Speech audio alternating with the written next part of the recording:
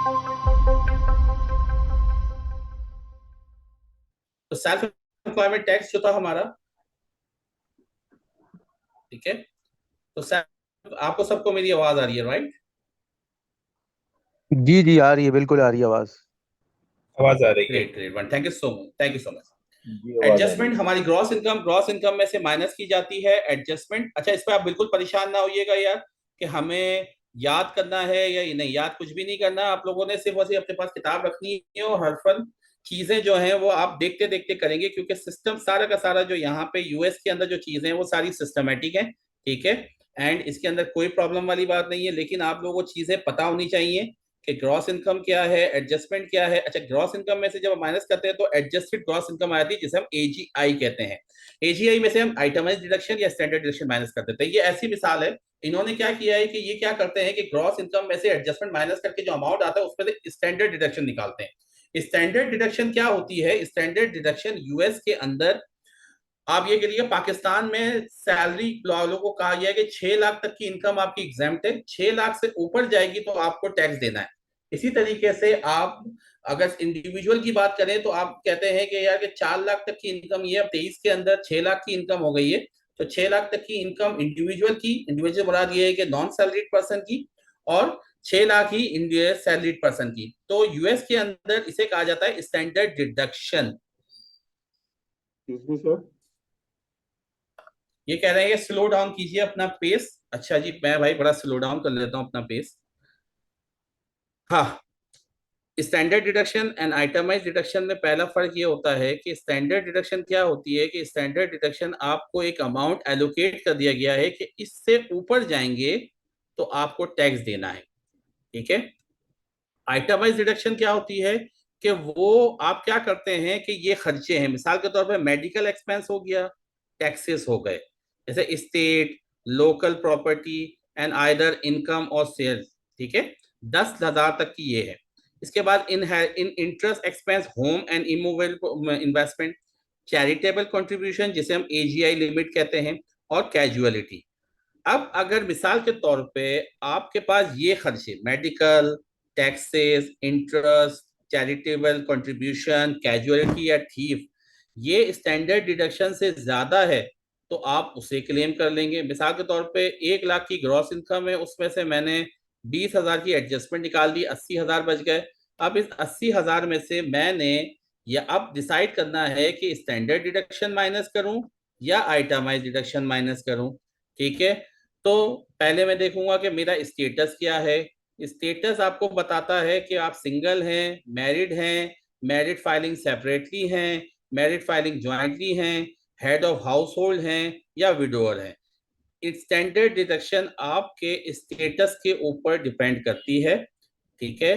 तो मिसाल के तौर पर मैं सिंगल हूं, तो मेरी 1 लाख की ग्रॉस इनकम, उसमें से 20,000 एडजस्टमेंट माइनस हो गई तो 80,000 बचा। अब मेरी स्टैंडर्ड डिडक्शन क्या है, मैं आगे जाके आपको बताता हूं।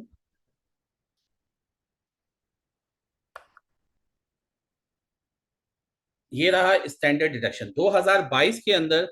स्टैंडर्ड डिडक्शन सिंगल पर्सन के लिए थी वो 12,950, और अब 2023 में कर दी गई है 13,850, ठीक है। मैरिड फाइलिंग ज्वाइंटली के लिए 25,900 और 27,000। मिसाल के तौर पर मैं अपनी वाइफ के साथ रिटर्न फाइल कर रहा हूँ। यूएस के अंदर एक ही रिटर्न फाइल होता है हस्बैंड वाइफ का, अलग अलग फाइल नहीं होता, पाकिस्तान में अलग अलग होता है। तो आप क्या करते हैं कि मैरिड फाइलिंग सेपरेटली, मिसाल तो आप मैरिड फाइलिंग ज्वाइंटली कर रहे हैं, तो 1 लाख ग्रॉस इनकम, उसमें से 20,000 की एडजस्टमेंट माइनस करी, 80,000 बच गए। फिर आपने कहा यार मैं मैरिड फाइलिंग ज्वाइंटली कर रहा हूं, तो आप उन 27,700 सीधा सीधा माइनस कर देंगे। अब मिसाल के तौर पे ये 27,700 नहीं, आपके पास मेडिकल और ये टैक्सेस, इंटरेस्ट एक्सपेंस, ये मिला के 30,000 है, तो आप 27,000 नहीं करेंगे, आप 30,000 माइनस करेंगे। तो this is the difference between itemised deduction और स्टैंडर्ड डिडक्शन। फिर इसके बाद आ जाती है, अब आपके पास आता है टैक्सेबल इनकम बिफोर क्यूबीआई। क्यूबीआई क्या होता है? क्यूबीआई एक 20% की एक डिडक्शन मिलती है स्ट्रेट, जो कि आपकी ग्रॉस इनकम के ऊपर होती है, और ये उनको मिलती है जो कि बिजनेस कर रहे होते हैं।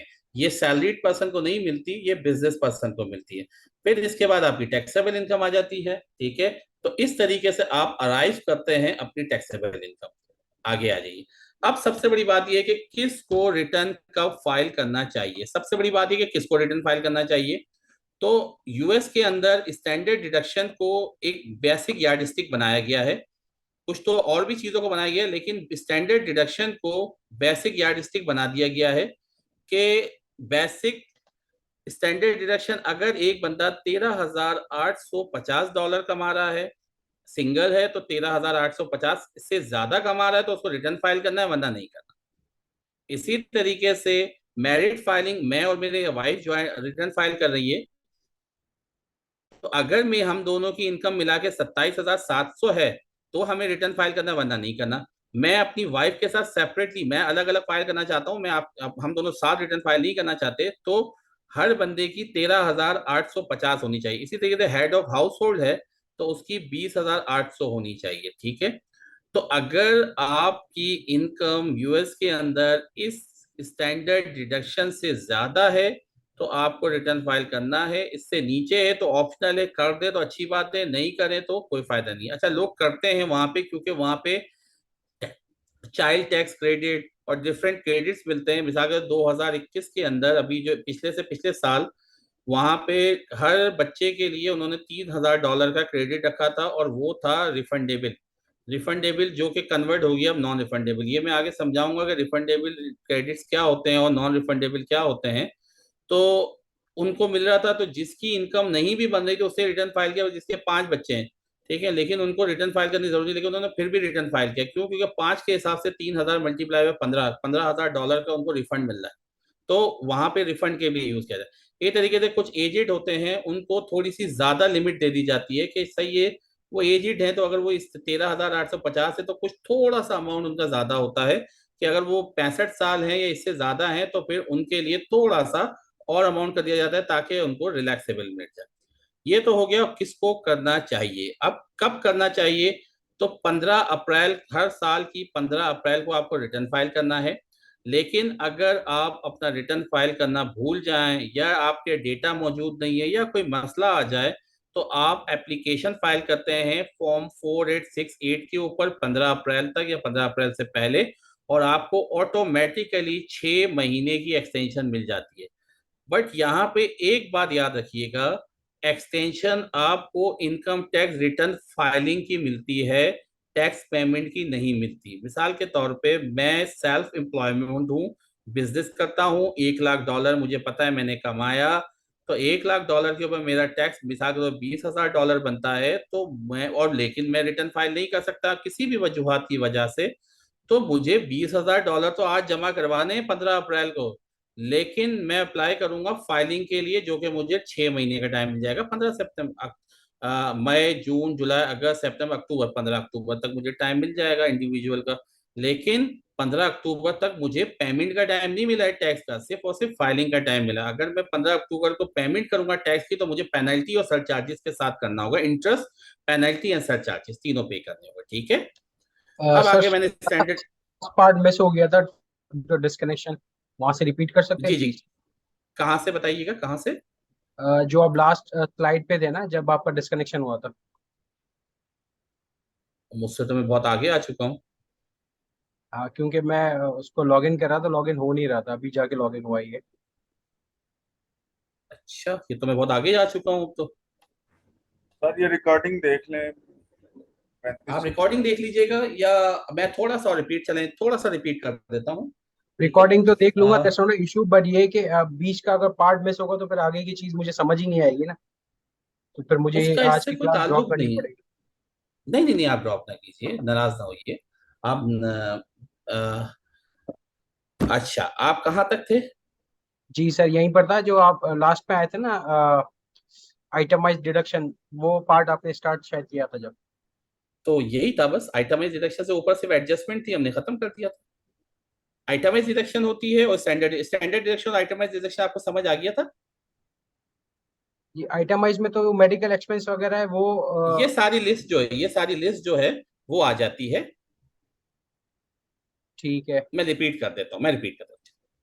आइटमाइज डिडक्शन क्या होती है कि आइटमाइज डिडक्शन में ये सारी चीजें होती हैं, medical, taxes, interest, charitable contribution, casualties. ठीक है। अगर इन सब को मिलाऊं और मेरा ये मिल जाए मिसाल के तौर पर स्टैंडर्ड डिडक्शन से ज्यादा, स्टैंडर्ड डिडक्शन क्या होती है कि वो अमाउंट दिया गया है स्टैंडर्ड स्पेसिफिक के इससे ज्यादा अगर है तो आप आइटमाइज डिडक्शन ले लीजिए, वरना आप स्टैंडर्ड डिडक्शन ले लीजिए। ठीक है, मिसाल के तौर पे अभी standard deduction merit filing jointly के लिए है 27,500, लेकिन अगर इससे ज्यादा अगर हो जाएगी 30,000 मेरे पास, ये टैक्सेस, मेडिकल के bill, taxes, interest, charitable contributions, casualties और थीफ वगैरह, तो मैं $30,000 लूंगा। ठीक है, इसको माइनस कर दिया। ग्रॉस इनकम मेरी 1 लाख मेरी ग्रॉस इनकम है, इसमें से 20,000 मैंने एडजस्टमेंट माइनस कर दी, 80,000 बच गया। लेट सपोज आइटमाइज डिडक्शन मेरा 30,000 है, तो वो भी माइनस कर दिया, 50,000 बच गया। अब मेरी टैक्सेबल इनकम आ गई बिफोर क्यूबीआई। अगर क्यूबीआई मेरा बिसाको सेल्फ एम्प्लॉयमेंट हूं तो मैं 20% 50,000 का लेके माइनस करके टैक्सेबल इनकम पर अराइव कर लूंगा। अगर मैं सेल्फ एम्प्लॉयड नहीं हूं, बिजनेस वाला हूं, तो क्यूबीआई मुझे नहीं मिलेगा। ठीक है, और 50,000 ही मेरी टैक्सेबल इनकम होगी। ठीक है, इससे नीचे हम आ जाते हैं, किसको रिटर्न फाइल करना चाहिए। स्टैंडर्ड सिंपल डेफिनेशन है कि अगर स्टैंडर्ड डिडक्शन से ज्यादा आपका अमाउंट है, ये आपने कमाया है, तो आपको रिटर्न फाइल करना है, अदरवाइज आपके पास ऑप्शनल है। कब करना है? 15 अप्रैल तक करना है। अगर आप 15 अप्रैल तक ना कर सकें तो 4868 फॉर्म भर लीजिए। ठीक है, आप खुद भी भर सकते हैं, सिस्टम से ही भरा जाएगा, वो आप भर दीजिए, एप्लीकेशन दे दीजिए, आपको एक्सटेंशन मिल जाएगी। और ये एक्सटेंशन आपको फाइलिंग की मिलेगा, आपको रिटर्न फाइल करने की मिलेगी, टैक्स पेमेंट की नहीं मिलेगी। अगर आप टैक्स पेमेंट 15 अप्रैल को नहीं करेंगे, मिड में कभी करेंगे, तो जितना भी आपका इंटरेस्ट, पेनल्टी और ये लगेगा वो आपको भरना पड़ेगा। Is everything okay hair? कोई मसला तो नहीं है किसी को? I have a question. नहीं, इन्होंने लिखा है कोई, ऐसे बाद में कर लूँ, चल जी जी, आप क्वेश्चन आराम से कर लीजिएगा, मैं खत्म कर लूँ इसका क्वेश्चन आप ले लीजिए। यहाँ पे ओके। किसी को कोई है कि मतलब यहाँ तक कि वो नहीं हुआ कि कवर नहीं हुआ, या कोई लॉग आउट हो गया था? ऑल क्लियर इज है गुड, यहाँ तक। वंडरफुल। आप लोग बता दें, और प्लीज अगर किसी की क्यूरी है, मुझे रिक्वेस्ट है, उनको मेरे से बात करने दीजिए। डोंट वरी, आप लोग बिल्कुल परेशान ना होइए। अगर किसी की क्यूरी है तो वो मुझे कह दें। ठीक है, और कोई और उसमें इंटरप्ट ना करे, ये रिक्वेस्ट है आप सबसे। आप सबका राइट है बोलना, और मेरा राइट है यहाँ पे सुनना। अगर मुझे लगेगा हाँ यार कि देना चाहिए टाइम और आगे करना चाहिए, तो मैं सर क्यूबीआई को ठीक जरा है। एक अच्छा है ना, आप लोग का भी रिपीट हो जाएगा। सर एक रिक्वेस्ट है। आप थोड़े से ना स्पीड जी आपकी प्लीज। काफी तेज है, मतलब बहुत तेजी से आपने सारा कुछ ये बता दिया। हम लोग अभी बिल्कुल नए हैं, तो हमें थोड़ा सा हजम करते हुए थोड़ा सा स्लो चले ये प्लीज। कोई मुझे मुझे भी मैसेज आया था, और मैंने उसकी स्पीड इससे ज्यादा स्पीड पे कम नहीं कर सकता। अगर आप कह रहे हैं कि मैं बिल्कुल एक एक अल्फाज बोल रहा हूँ, तो वो बहुत मुश्किल हो जाएगा एक एक अल्फाज को वो करना। देखिए, ये सब आपकी ये किताबें मौजूद हैं, ये आपको जो नाउ चीजें इट्स समझाई नॉर्मल जा एक्चुअली रही। Your accent this. जी, सर हेलो, ये नॉर्मल है क्योंकि मेरे पास से शायद कुछ लोग हाँ हेलो, आई जी जी थिंक ये जी जी इस जी जी। देखिए, मैं आपसे ये आप लोग बिल्कुल परेशान ना होइए, ये फर्स्ट टाइम है ना आपका। तो आप लोगों को जब ये मैं पीपीटी जब आप इसको देखेंगे ना दोबारा, ये आपको फर्स्ट टाइम कभी भी समझ नहीं आएगा। जब आप इसको पीपीटी देखेंगे, इसको दोबारा रिवाइज करेंगे, इसीलिए हमने रिकॉर्डिंग दी हुई है कि आप इसे दोबारा जब देखेंगे ना, तो आपको बड़ी आसानी से समझ आएगा। ठीक है, अगर आप इसे अभी कहेंगे कि यार बहुत तेज चल रहा हूँ, तो मैं फिर पूरा लेक्चर आपका नहीं कर पाऊंगा। अगर मैं इतनी स्लो बोलूंगा ना, तो ये पूरा लेक्चर नहीं हो पाएगा आप लोगों का, और आप लोगों की चीजें एक्सटेंड होती चली जाएंगी। एक्चुअली ये किताबी बातें जो जो मैं आपको बता रहा हूँ ना, ये सब किताबी बातें। हमारा पहला आधा घंटा तो हमारा उस चीज में चला गया इंट्रोडक्शन में, लेकिन कल से तो नहीं होगा ये। तो ये सब किताबी बातें, इससे आप बिल्कुल बेफिक्र रहिए, आपके पास किताब मौजूद होगी। आप जब हम आपको देंगे अगले सितंबर के अंदर, अगले महीने इसको आपको किताब दी जाएगी। ठीक है, अभी आपको सारी पीपीटीज मौजूद हैं, आप इतना पढ़िए, और इनको दो दो चार चार दफा आप जब देखेंगे, बहुत सिंपल इंग्लिश के अंदर लिखा हुआ है, तो आपको इजीली समझ आ जाएगा। लेकिन अगर फिर भी कहेंगे तो मैं और पेस अपना स्लो कर लूंगा, ताकि आप लोगों को आसानी हो, प्रॉब्लम ना हो। ठीक है, एग्री हैं आप लोग? सर पीपीटी शेयर हो। ग्रेट। सर अच्छा, अब क्यूबीआई हम बता दें क्या चीज़ होती है। फाइलिंग स्टेटस से पहले मैं आपको थोड़ा सा रिटर्न की तरफ लेके जाता हूं, ताकि आपको आसानी हो कि फाइलिंग स्टेटस है क्या, ये किस बला का नाम है।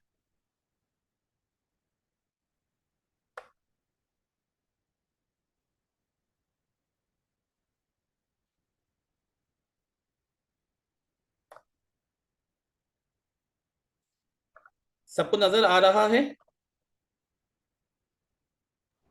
जी नजर आ सबको रहा मेरी है। जी नजर आ रहा है। अच्छा, जब ये है आपका इनकम टैक्स रिटर्न साहब जो कि मुझे नजर आपके, नहीं आ रहा।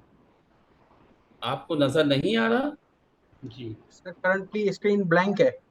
स्क्रीन शेयर है? हाँ, मैं तो स्क्रीन बात, स्क्रीन ये शेयर है ली, लेकिन ब्लैंक है बिल्कुल। ये लीजिए। कितनों को नजर नहीं आ रहा? तो स्क्रीन सर, जी स्क्रीन अब आ रहा ब्लैंक है, है अब हो गया। अब आ गया, अब आ जी गया नजर। थैंक सर, अब शो वंडरफुल, हो गया। Wonderful, great. बताएं प्लीज, आप लोग जरूर बताया करें प्लीज, ताकि ये आपको प्रॉब्लम ना हो।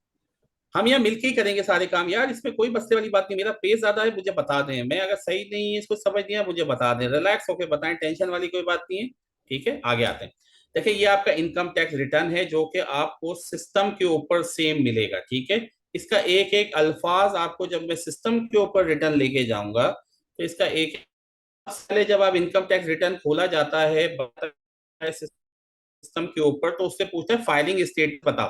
फाइलिंग स्टेटस में यहाँ पे क्या है, क्या आप सिंगल हो, क्या आप मैरिड फाइलिंग ज्वाइंटली कर रहे हो, क्या आप मैरिड फाइलिंग सेपरेटली कर रहे हो, या आप हेड ऑफ हाउस होल्ड हो, या क्वालिफाइंग सुपरवाइजिंग इशू स्पाउस हो। ये 5 कैटेगरीज में हमें एक कैटेगरी कंपल्सरीली, ठीक है। फिर इसके बाद आता है आपका नाम लिखना होता है, हमेशा याद रखिएगा, यूएस के अंदर कैपिटल वर्डिंग के अंदर ही लिखिएगा, के अंदर कभी ना लिखिएगा, हमेशा हमेशा कैपिटल वर्ड के अंदर लिखिएगा। ठीक है। तीसरा, social security number, this is the social security number. Social security number क्या होता है कि पाकिस्तान में जैसे आपका शनाख्ती कार्ड नंबर होता है CNIC, वैसे ही यूएस सिटीजन का सोशल सिक्योरिटी नंबर होता है। एक होता है ITIN, individual tax payer identification number. US के अंदर जो लोग जाते हैं और अगर एक स्पेसिफिक टाइम तक रहते हैं, जिनके ऊपर कंपलसरी हो जाता है इनकम टैक्स रिटर्न फाइल करना, या वो वहां पे इनकम कमाते हैं जिस इनकम को रिटर्न फाइल करना जरूरी हो जाता है, तो वो तो यूएस सिटीजन तो होते नहीं है। वीजा लेके गए हुए होते हैं, विजिट वीजा वगैरह, या कोई भी वीजा लेके, जैसे स्टूडेंट हैं, वो कुछ इनकम कमा लेते हैं जिसके ऊपर टैक्स देना होता है, तो उनका ITIN इशू होता है, इंडिविजुअल टैक्स पे आइडेंटिफिकेशन नंबर। ठीक है, तो वो यहाँ पे आ जाता है। फिर इसके बाद एड्रेस आता है, अपार्टमेंट वगैरह। यूएस के अंदर स्टेट है 52 स्टेट्स, ठीक है, और जिप कोड आता है। ठीक है, इसके नीचे हम आ जाते हैं। आगे आता है आपका, ये जो आपको सीक्वेंस से पढ़ा रहा हूँ वो इसीलिए पढ़ा रहा हूँ ताकि आपको इंडिविजुअल रिटर्न। डिपेंडेंट, डिपेंडेंट दो तरीके के होते हैं, इसकी डिटेल में अभी आपको PPT में पढ़ाता हूँ। डिपेंडेंट दो तरीके, चाइल्ड टैक्स, चाइल्ड होते हैं, और अदर देन चाइल्ड होते हैं, जिसके अंदर हमारे रिलेटिव भी हो सकते हैं और नॉन रिलेटिव भी हो सकते हैं। अब वही आ गया सारा। इनकम, सबसे पहले जिस तरीके से फॉर्मूला था, इनकम, इनकम के बाद एडजस्टमेंट्स, ठीक है, जिसे हम डिडक्शंस कहते हैं, फिर उसके बाद QBI, ये आगे पढ़ाता चला जाऊंगा आपको। ठीक है, नेक्स्ट क्लास के अंदर मैं इसको आपको पूरा इसका गो थ्रू दूंगा, ताकि अब आपका जब बेसिक बन जाएगी, फिर इसके बाद इस रिटर्न की गो थ्रू देंगे हम, फिर हम क्रेडिट्स के ऊपर आएंगे, फिर हम,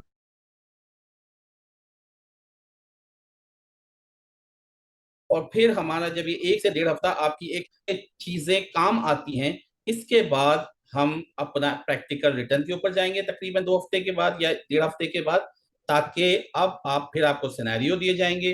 पहले रिटर्न में आपको बना के दिखाऊंगा, आप लोग के यूजर ID पासवर्ड बनेंगे और फिर आप इस पे करेंगे। हम अपनी दोबारा PPT के ऊपर आ जाते हैं।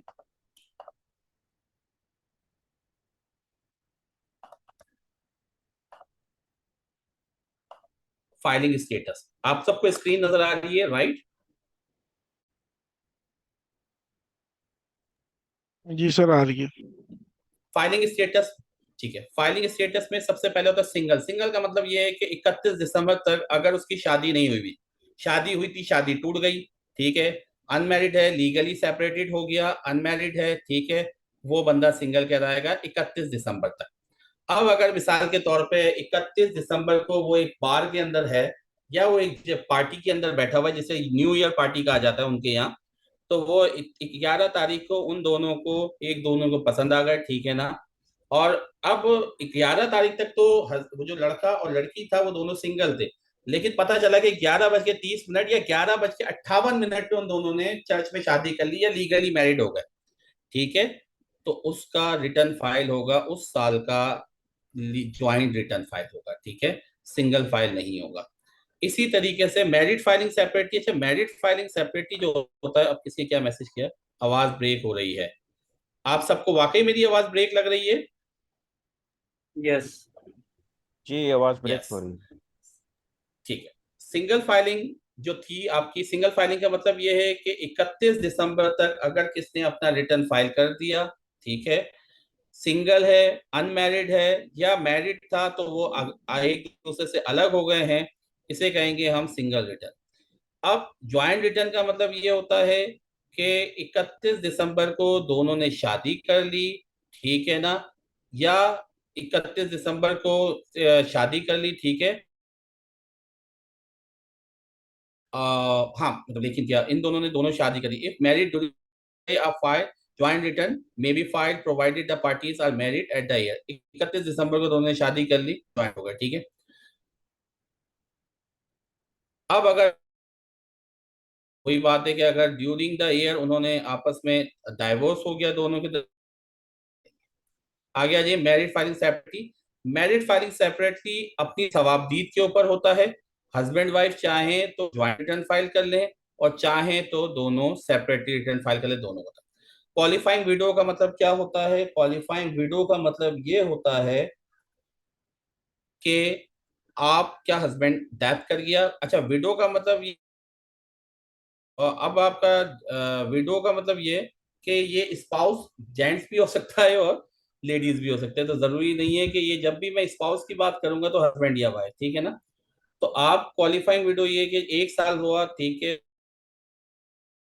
उस साल और अगले 2 साल एज अ क्वालिफाइंग विडो के तहत अपने आप को रिटर्न फाइल कर सकते हैं। लेकिन फर्क ये है कि आपके पास चाइल्ड चाहिए। अगर मिसाल के तौर पे आपकी हस्बैंड डेथ कर गया लेकिन आपके पास कोई चाइल्ड नहीं है या डिपेंडेंट नहीं, डिपेंडेंट चाइल्ड नहीं है आपके पास, तो आप क्वालिफाइंग विडो नहीं कर सकते। तो ये दो रिक्वायरमेंट जरूरी होना है कि principal residence for the dependent child होना चाहिए। हेड ऑफ हाउसहोल्ड क्या होता है कि आप सिंगल हैं लेकिन वहां पे बच्चे बड़ी आम होते हैं भाई, ठीक है, शादी की जरूरत नहीं होती। लेकिन अगर आपका कोई बच्चा है या आपका कोई डिपेंडेंट है या आपके पेरेंट्स हैं जिनकी आप देखभाल कर रहे हैं या कोई बच्चा है या डिपेंडेंट है, तो आप हेड ऑफ हाउस होल्ड में जाएंगे, भले आप शादीशुदा नहीं है, डिपेंडेंट है या कुछ है, तो आप हेड ऑफ हाउस होल्ड के अंदर अपने आप को रिटर्न फाइल करेंगे।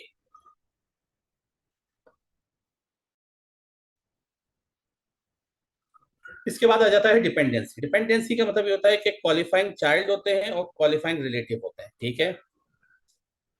ये इसलिए होता है कि अगर आपके पास बच्चे होते हैं या डिपेंडेंट होता है तो आपका जो टैक्स है वो कम होता है। मिसाल के तौर आपकी $1,00,000 की आपकी ग्रॉस इनकम है, ठीक है,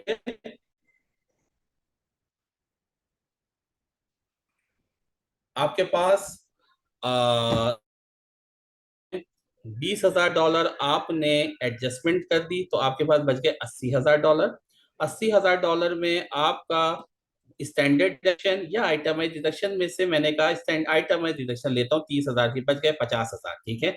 अब इस 50,000 पे QBI लगा नहीं लगा, मैं बोलता हूँ मैं सैलरीड पर्सन, ओके ठीक है। तो अब क्या हुआ कि आपके $50,000 का आपका इनकम है, ठीक है। अब आपके चाइल्ड टैक्स क्रेडिट कहते हैं या हम कहते हैं डिपेंडेंट टैक्स क्रेडिट, ये सब सिस्टम में ऑटो पे आता है, आपको कोई टेंशन की बात नहीं है, आपको सिर्फ कॉन्सेप्ट होना है और डेटा डालना है। आपने डेटा डाला फिर इसके बाद ये सिस्टम खुद कैलकुलेट करेगा कि चाइल्ड टैक्स क्रेडिट, अगर आपने बोला मेरे भाई ये है चाइल्ड टैक्स क्रेडिट के अंदर क्या है, ये टेस्ट है, इसे कहते हैं care test, CARES care test, और सपोर्ट के अंदर होता है SUPOR सपोर्ट टेस्ट। रिक्वायरमेंट जिसके अंदर पूरी हो जाए, मिसाल के तौर पर क्लोज रिलेटिव है आपका, 17 साल से नीचे का बच्चा है, आपके साथ रहता है, कोई इनकम नहीं कमाता, आप उसे सपोर्ट है, वो आपका क्वालिफाइंग चाइल्ड हो गया। इन सब में से कोई चीज भी ऐसी होगी, मिसाल के तौर पर US के अंदर बच्चे जो हैं वो बड़ी जल्दी काम करना शुरू कर देते हैं। अगर कोई साल की उम्र में कि मैं अब सेल्फ हो गया हूं, मैं अपने खर्चे खुद उठाऊंगा, तो वो क्वालिफाइंग चाइल्ड में नहीं जाएगा, आप उसे क्वालिफाइंग डिपेंडेंट में देख लीजिए, क्या आप वोट कर रहे हैं, नहीं वो तो ग्रॉस इनकम बेस को खुद कमा रहा है, ठीक है। क्या सर आपकी आवाज बहुत ज्यादा ड्रॉप हो रही है। आवाज ब्रेक हो रही है? Just 1 minute please.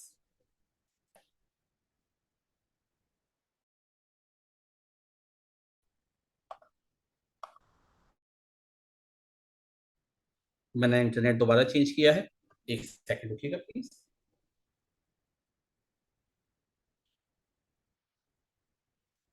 अब मुझे बताइए, अब आवाज बिल्कुल ठीक है? मैं डिपेंडेंस दोबारा रिपीट कर देता हूँ। अब आपको आवाज मेरी सही आ रही है? बिल्कुल all is Yes. Good. Yes. अब मेरी आवाज आप लोगों को बिल्कुल ठीक आ रही है? वंडरफुल, जी थैंक सर यू, अब क्लियर थैंक यू, आवाज। Thank you, thank you, thank you. Please मुझे बता दिया करें, और कोई भी वॉइस मैसेज से अच्छा ये मुझे वॉइस पे कर दिया करें। क्वालिफाइंग चाइल्ड के अंदर क्या है कि मैंने आपको बताया कि क्वालिफाइंग चाइल्ड या क्वालिफाइंग डिपेंडेंट, एक बच्चा है, ठीक है, वो क्वालिफाइंग चाइल्ड कब कहलाएगा कि वो मेरा क्लोज रिलेटिव है। 17 साल से क्लोज रिलेटिव मतलब मेरा बेटा है, जिसके अंदर ये सारे रिलेशंस आ जाते हैं। एज लिमिट है कि यहाँ पे 19 साल की एज थी 2021 में, 22 में, अब 17 साल की एज हो गई है 2000, उसके अंदर 17 साल से नीचे का बच्चा है, लेकिन अगर कॉलेज जाता है तो 24 साल का होगा। मेरे साथ रहता है, या अगर मेरे साथ नहीं रहता तो ऐसे घर में रहता है जिसको मैं खुद उसकी किफालत के लिए उस घर का 1/2 से ज्यादा मैं पे करता हूँ, ठीक है। उसके पास कोई इनकम नहीं है और उसको मैं सपोर्ट करता हूँ, ठीक है। तो जो बच्चा इन 5 कैटेगरीज के ऊपर, जिसे हम केयर्स कहते हैं, के ऊपर फुलफिल करेगा, उसको आप एज अ क्वालिफाइंग चाइल्ड लेंगे।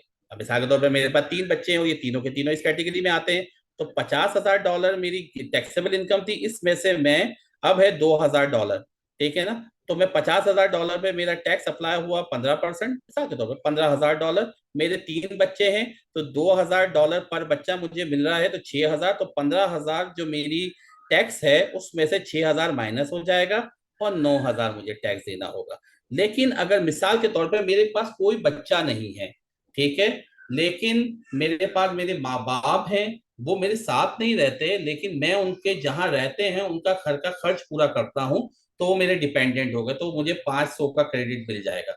लेकिन कुछ ऐसा है कि मेरे कजन हैं या डिफरेंट लोग हैं, अगर वो मेरे पास आके रह लेते हैं, ठीक है, जिसे मैं क्वालिफाइड रिलेटिव कहता हूं, या मेरा दोस्त है, ठीक है, वो मेरे पास आके रह लेता है, जिसके अंदर ये है कि मैं उसको सपोर्ट कर रहा हूँ, कोई उसकी इनकम नहीं है, यूएस सिटीजन है, मेरा रिलेटिव नहीं है लेकिन मेरे साथ वो रहा। अगर रिलेटिव है तो उसको आपको साथ रहने की जरूरत नहीं है, लेकिन अगर वो आपके साथ रिलेटिव नहीं है तो वो उसके 1 साल आपको पूरा उसके साथ रहना चाहिए, ठीक है। तो ये क्वालिफाइंग चाइल्ड और क्वालिफाइंग उसकी डेफिनेशन है। Okay, anything else? कोई ऐसी चीज जो आप लोगों को समझ ना आई हो? सर रहने चाहिए तो क्या मतलब, वो आपने बोला भी रहना चाहिए। बता देता हूँ।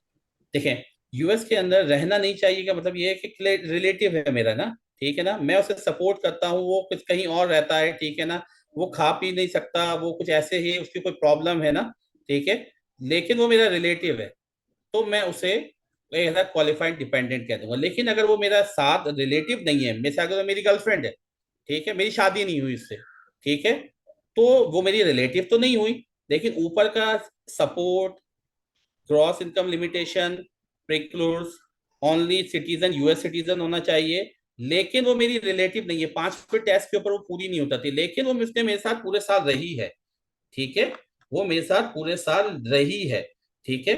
She is will be claimed as a dependent, वो मैं उसे अपना डिपेंडेंट क्लेम कर लूंगा, ठीक है। अब आप मुझे बताइए कि ठीक। आप लोगों को कोई क्वेश्चन है तो प्लीज मुझे बताइए। ये पहली क्लास है, आप लोगों की बेसिक बनेगी अभी, ठीक है। मैंने आप लोगों को ऊपर से थोड़ा सा इसलिए लेके आया कि ये वो कुछ चीजें हैं जिसको आपको पता होना जरूरी है। अगर मैंने आपको सामने किताब रख दी है ना, तो आप थोड़ा कंफ्यूज हो रहे हैं। अगर मैं आपके सामने बोलता रहता ना, तो आपको प्रॉब्लम नहीं होती। तो आप ये देख रहे हैं कि यार ये कैसे पढ़ेंगे, जिसके अंदर कुछ भी नहीं है, बहुत सिंपल लैंग्वेज है, बहुत इजी लैंग्वेज है। जब आप इसे देखेंगे तो आप इसे पढ़िएगा, ठीक है, बड़ा मजा आएगा आपको, ठीक है। सर और आपके सर लिए, जी जी, सर ये जो आपके नोट्स है मतलब जो स्क्रीन पे शो हो रहे हैं, सर मुझे बेसिकली ये पूरी क्लास में सर कुछ समझ स्पीकिंग सर कुछ समझ नहीं आया, तो सर ये जो नोट्स आप शेयर कर रहे हैं मतलब स्क्रीन पे, ये नोट्स अगर मिल जाए तो होमवर्क के तौर पे मैं हम ग्रुप स्टडी में या मैं मैं ग्रुप स्टडी में पीपीटी शेयर करूंगा। ये ग्रुप में आपको, जब आप ये वीडियो देखेंगे, आप इजीली ये कि आपको वीडियो के अंदर सब कुछ है मौजूद है। तो सर ये पॉइंट था 15 अप्रैल, उसमें ये था कि 15 of the day of the fourth day of the fourth month of the tax payers taxable year. मतलब टैक्स पेयर का जो टैक्सेबल ईयर है, सपोज एक टैक्स पेयर का स्पेशल ईयर डिफरेंट है जो इससे, तो वो फिर अपने इंडिविजुअल हिसाब का से। ऐसा नहीं होता। इंडिविजुअल का एक ही टैक्स ईयर होता है। ये आप उसके अंदर चले जाते हैं, इंडिविजुअल का कब टैक्स ईयर कब एक ही होता है वहां पे, जनवरी से दिसंबर। वहां पे आप कंपनीज का होता है, जब हम आएंगे तो कंपनीज का वहां पे होता है, जुलाई से जून भी होता है और जनवरी से और दिसंबर भी होता है। और सर जो जिनके पास सोशल सिक्योरिटी नंबर नहीं होता, जो यूएस सिटीजन नहीं होते, उस टाइम आपकी आवाज ब्रेक हो रही थी, उसको फिर क्या वहां हाँ, पे लिखना होगा? वहां पे ITIN होता है, individual tax payer identification number. ITIN होता है, तो आप ITIN यूज करते हैं। और ITIN किस तरीके से अप्लाई होता है वो मैं इस कोर्स के अंदर आपको बताऊंगा। सर ये आपने ये रेड में नीचे कॉर्नर पे ये कुछ लिखा होगा, ओके लिव्स विद यू, क्या कुछ, ये क्या किसिंग मतलब? कजन और ये फोस्टर, ये कह लीजिए कि आप एक डेफ है नीचे, आपको इसकी वो भी मिल जाएगी कि फोस्टर पेरेंट एंड कजन्स जो हैं, ये आप किसी कजन्स, आप ये कह लीजिए कि जो आप ये कह लें, किसी तरीके से मैं आपको कैसे समझाऊं, इसकी डेफिनेशन मेरे को याद नहीं आ रही। जैसे एक दूसरे के कजन, जैसे करीबी कजन होते हैं। मैं इसको आपको, अगर मुझसे इंडिविजुअल पूछेंगे तो मैं इसकी डेफिनेशन कल आपको, क्लियर डेफिनेशन फोस्टर बियर और किसिंग कजन दोनों की आपको डेफिनेशन कल बता दूंगा, स्पेसिफिक डेफिनेशन।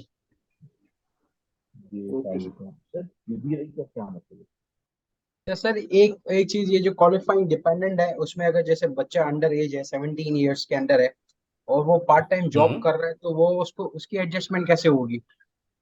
हाँ, अगर वो जो पार्ट टाइम जॉब कर रहा है तो उसको रिटर्न फाइल अगर उसने अपना कर दिया, और इसलिए उसको उसको रिटर्न फाइल करने की जरूरत नहीं है। अगर वो स्टैंडर्ड डिडक्शन के बराबर भी कमा रहा है तो उसको रिटर्न फाइल करने की जरूरत नहीं है। हाँ, अगर उसका कोई टैक्स कट गया है तो उसको रिटर्न फाइल करना पड़ेगा, सिर्फ और सिर्फ इस पर्पस के लिए कि वो अपना रिफंड क्लेम कर ले, वरना उसे रिटर्न फाइल करने की जरूरत नहीं है। नहीं तो सर हम ऐसे फिर जो डिपेंडेंट है उसको अपने जो टैक्स रिटर्न फाइल करेंगे इंडिविजुअल, उसमें वो उसकी एडजस्टमेंट कर सकता है कि मैं बिल्कुल उसका कर बकाया सकते हैं। खर्चा उठाता हूँ? बिल्कुल बिल्कुल बिल्कुल कर सकते हैं, बिल्कुल कर सकते हैं, अगर स्टैंडर्ड डिडक्शन से कम है। ये देखें, आपको मैं उसकी डेफिनेशन के अंदर अगर आप जाएं, तो अगर कोई ऐसा कमा रहा है, मैं आपको थोड़ा सा पीछे कर देता हूँ, ये देखिए, unless unless it was filed only for a refund purpose, इसका मतलब है कोई टैक्स कटा है उसका, ठीक है, तो उस रिफंड पर्पस के लिए आप उसका रिटर्न फाइल कर सकते हैं, वरना कंपलसरी नहीं है। Okay okay. किसी ने मैसेज किया है? Sir ITN belongs to non US resident. जी जी बिल्कुल। आपने मिसाल के तौर पर पाकिस्तान से आपने यूएस में LLC बनाई, ठीक है, और आप तो उसके लिए नॉन यूएस रेजिडेंट हैं।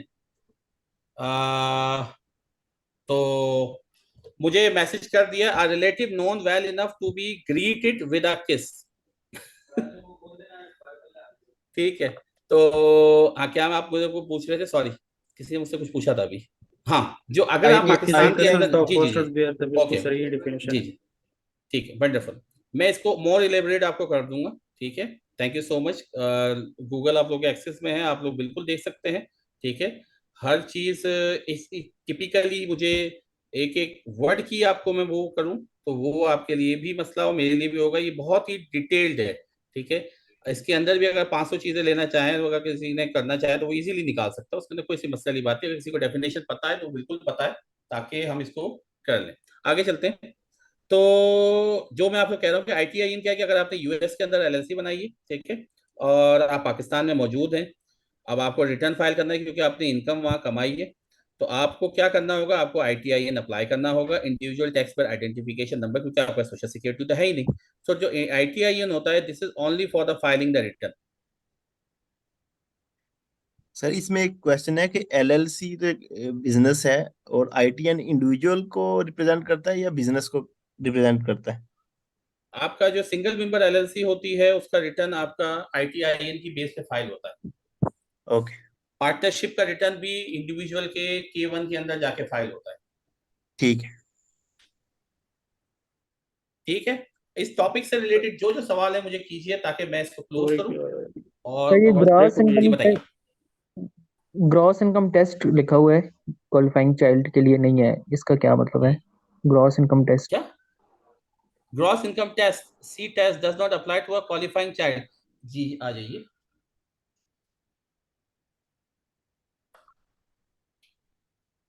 क्या लिखा हुआ है कि gross income test the taxpayer must have supplied more than one half of the person. तो ग्रॉस इनकम का इसके अंदर अंडर ग्रॉस में, हाँ, a person may not be, जैसे मिसाल 4400 का ये जो टेस्ट है कि अगर एक बंदा यूएस के अंदर है, बच्चा है आपका, अगर वो डिपेंडेंट है, आपका बच्चा नहीं है, डिपेंडेंट है, अगर वो $4400 से ज्यादा कमा लेगा तो वो ऐसा डिपेंडेंट नहीं आ सकता। ठीक है, लेकिन अगर आपका अपना बच्चा 4400 से ज्यादा कमा लेगा तो उस पर कोई फर्क नहीं पड़ता। क्यों? क्योंकि उसके लिए स्टैंडर्ड डिडक्शन तक 13,000 की जो डिडक्शन है वो अलाउ है। तो जो सपोर्ट टेस्ट है या ग्रॉस इनकम जो टेस्ट है, सॉरी, वो बच्चे के ऊपर अप्लाई नहीं होता, ये इंडिविजुअल के ऊपर और अदर देन चाइल्ड के ऊपर अप्लाई होता है। सर एक्सटेंशन से रिलेटेड एक क्वेश्चन नॉन है। रेजिडेंट कंपनीज, जी एक सवाल आया है, non resident companies also file it return on ITIN. जी बिल्कुल ऐसा ही है। नॉन रेजिडेंट कंपनीज जो होती है अगर आप 5472 भरते हैं तो वो तो ईआईएन के ऊपर चला जाता है, लेकिन जो नॉन रेजिडेंट कंपनीज होती हैं अगर वो सिंगल मेंबर एलएलसी है तो ऑब्वियसली बात है वो आईटीआईएन के ऊपर 1040 एनआर के साथ भरा जाएगा। ठीक है, that is the thing. Sir एक 15 अप्रैल को अगर बंदा कोई अपनी रिटर्न फाइल नहीं करता तो वो एक्सटेंशन के लिए अप्लाई कर देता है, तो उस पर जो टैक्स लाइबिलिटी बनेगी वो 15 अप्रैल तक अगर वो लाइबिलिटी जितनी बनती है या उससे एक्सेस में जमा करवा देता है, सरचार्ज करवा सकता है बिल्कुल करवा सकता सरचार्ज या पेनल्टी से बचने के लिए। और अगर वो बिल्कुल करवा सकते हैं। एक्सेस में वो सबमिट करवा देता है तो वो क्या उसको रिफंड हो जाएगी उसकी लाइबिलिटी या बिल्कुल हो जाएगी। नेक्स्ट बिल्कुल ईयर आएगी। में एडजस्ट हो जाएगी? नहीं नहीं नहीं, रिफंड बिल्कुल हो जाएगी। आप रिफंड का वहाँ पे ऑप्शन है, आप रिफंड की बिल्कुल, या जो जो रिफंड बनेगा वो आपको जरूर रिफंड हो जाता है, नेक्स्ट ईयर के अंदर नहीं जाता। एक और क्वेश्चन है जिस तरह क्यूबीआई, एक मिनट में, क्यूबीआई क्वालिफाइड बिजनेस इनकम अभी आपको नहीं समझाऊंगा, जब स्केजुअल सी आएगा उस वक्त समझाऊंगा। प्लीज आप लोग सब माशाल्लाह ये इतनी जल्दी ना जाएं, आप लोग कंफ्यूज खुद हो जाएंगे। मैं सारी चीजों के जवाब देता जाऊंगा, मुझे मेरे तरीके से पढ़ाने दीजिए। QBI stand for qualified business income. ठीक है, तो आप मुझे मेरे तरीके से पढ़ाने दीजिए। जो जो आपकी चीजें हैं वो मैं उस जिस वक्त आपको जरूरत होगी उस वक्त मैं आपको वो चीज जरूर पढ़ाऊंगा। तो काइंडली प्लीज थोड़ा सा हल्के, पहली क्लास है, आप लोग कंफ्यूज हो जाएंगे। सबको पता है किस पेज पे जाना है, तो रिलैक्स रहिए, आपको सब कुछ पता चलेगा। सर ये टैक्स प्रिपेयर और टैक्स प्लानिंग में क्या फर्क है? ये स्टार्ट में आपने बताया था, तो इसमें एक और चीज टैक्स भी है प्रिपेयर टैक्स बनाता है, टैक्स प्लानिंग जो है वो सेविंग किस तरीके से होगी, किस तरीके से आप अपना टैक्स बचा सकते हैं, किधर आपको इन्वेस्टमेंट करनी चाहिए, इसे कहते हैं टैक्स प्लानिंग। अच्छा, इसमें एक और चीज है कि ये जो आपने बताया था कभी कि अगर वो एक्सटेंशन लेता है, टैक्स फाइलिंग की उसे एक्सटेंशन मिली लेकिन उसे टैक्स जो पे करना पड़ेगा, तो वो जो टैक्स कैलकुलेशन वो कैसे करेगा कि कितना उसने टैक्स देना है, कितना ये उसका अगर आपका आगे आगे का रिफंडेबल तो बाद टॉपिक है, में। आप आगे का टॉपिक है, लेकिन बड़ी सिंपल सी लॉजिक है। 110% ऑफ द आपको जमा करवाना पड़ता है। जो पाकिस्तान के अंदर लॉ है वही सेम लॉ है इसका, कि प्रीवियस ईयर का आपको 110% आप जमा करवा दीजिए, आपका हो जाएगा। आगे बोलिए।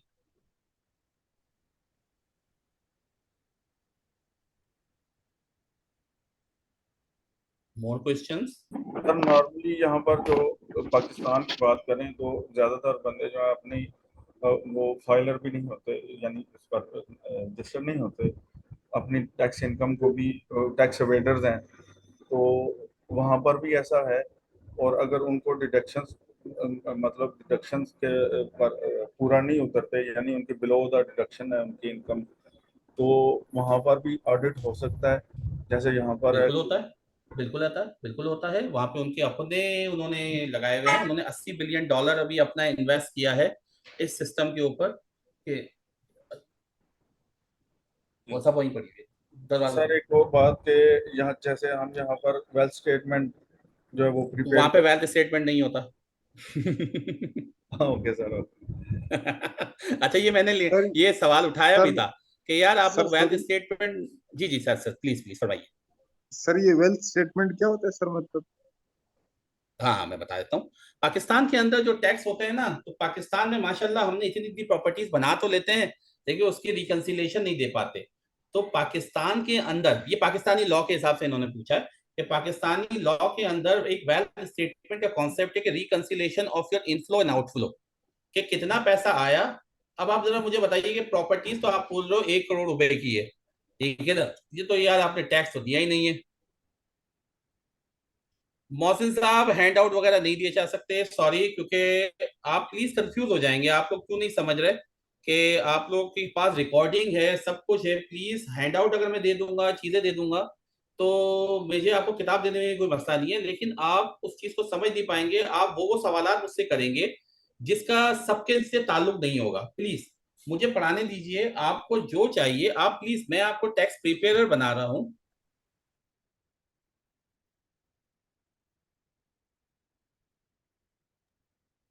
सर इस लेक्चर की जो पीपीटी है ये तो आप ग्रुप पे शेयर कर दीजिएगा।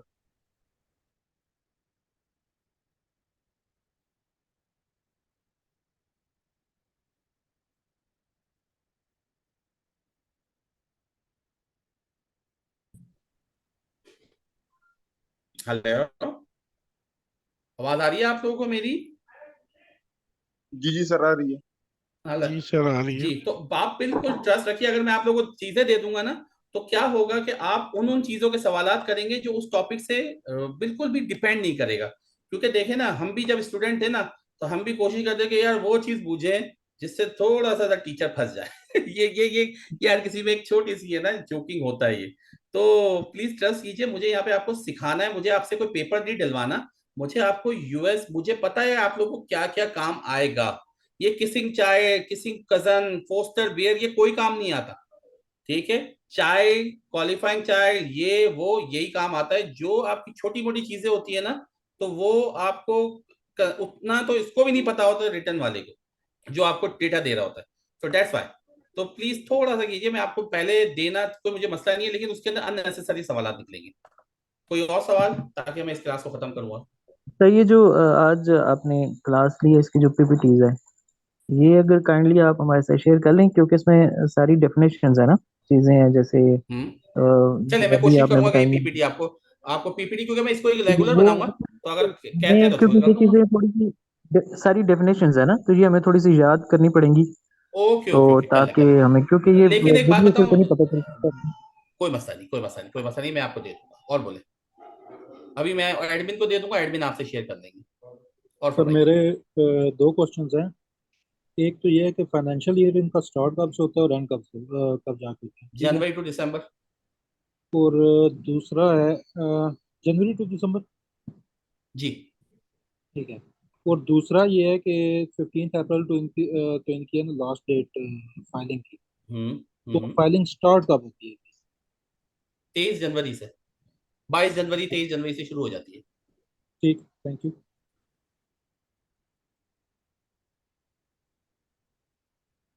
सर अभी आपने एक टर्म यूज की थी स्टैंडर्ड डिडक्शन 2023, तो ये 2023 का मतलब क्या हुआ, यानी 2023 का पूरा साल, जनवरी टू दिसंबर? जी जी, इज इट 20। सो? जी नहीं, जनवरी जनवरी 2023 से दिसंबर 2023, जो कि 24 में आएगा।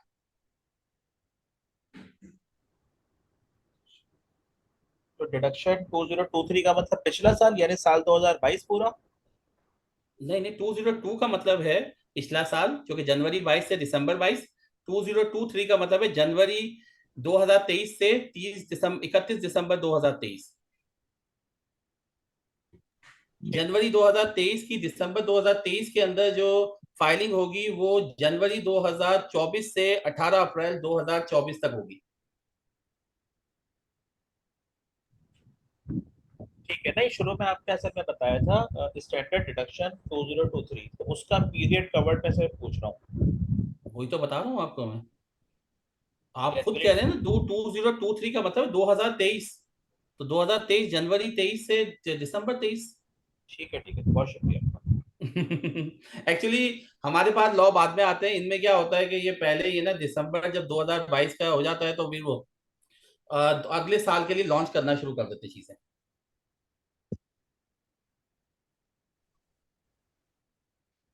आई थिंक आप लोगों के तकरीबन सवाल खत्म हो चुके हैं, तो इंशाल्लाह उल अजीम नेक्स्ट क्लास में कल 9 बजे मिलते हैं, ठीक है। एंड तकरीबन सबके सवाल खत्म हो चुके हैं। जी सर, जी थैंक जी यू वेरी बिल्कुल मच खत्म सर, हो दिस गए। Was thank you wonderful session, sir. और ये आप जो काइंडली पीपीटी शेयर कर लें। थैंक यू सो जी मच। जी मैं कर लूंगा। और हेलो बोलिए, all is good. Sir, IRA जो आपने बताया था, ये आगे हम पढ़ेंगे इसको डिटेल में। किसको? IRA आपने individual retirement account. Individual retirement account एक पेंशन अकाउंट है, ये इसमें मैं इसको आपका क्या पढ़ाऊंगा बताएं।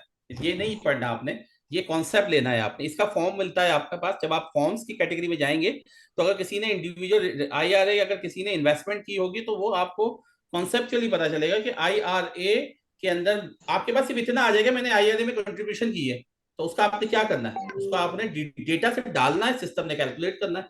इसके अंदर क्या पढ़ना है? IRA एक बहुत बड़ी फील्ड है, IRA एक पूरा कोर्स है। अच्छा सर, एक क्वेश्चन था। हेलो। जी जी जी फरमाइए।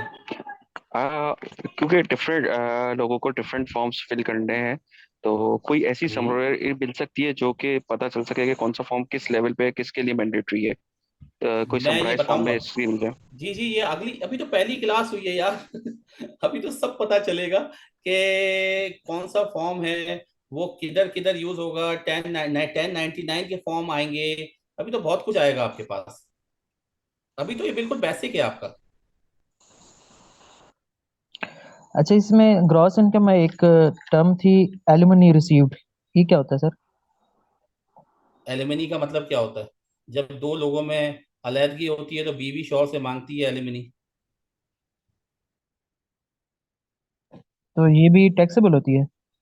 जी 2018 तक थी, अब नहीं है। ठीक है सर, ओके शुक्रिया।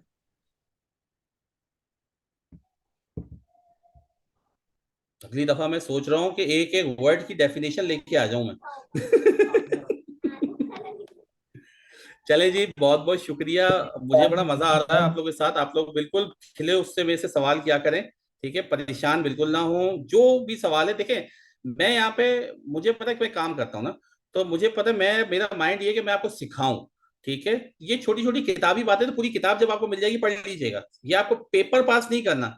जो चीज मैं पढ़ा रहा हूँ ना, प्लीज उसे आप पढ़ लीजिए, ठीक है। और जब हम रिटर्न पे जाएंगे तो आप ये देखेंगे हाँ यार ये तो चीजें थी नहीं जो मैंने देखी, तो जब आप प्रैक्टिकल लाइफ पे जाएंगे तो और भी आपको पता चलेगा। तो आप पढ़िए, बिल्कुल पढ़िए। और इंशाल्लाह अपना सर थैंक्स फॉर योर, शुक्र है यार किसी ने तो थैंक्स का, वरना तो मुझे लग रहा है कि सारे के सारे डिसअपॉइंट होके जा रहे हैं। मजाक कर रहा हूँ भाई। अपना बहुत बहुत ख्याल रखिए, और आप लोगों को अभी मैं PPT शेयर कर दूंगा। अपना बहुत बहुत ख्याल रखिए। कल 9 बजे प्लीज शार्प ऐड हो जाइएगा, कोई इंट्रोडक्शन नहीं, कोई कुछ नहीं।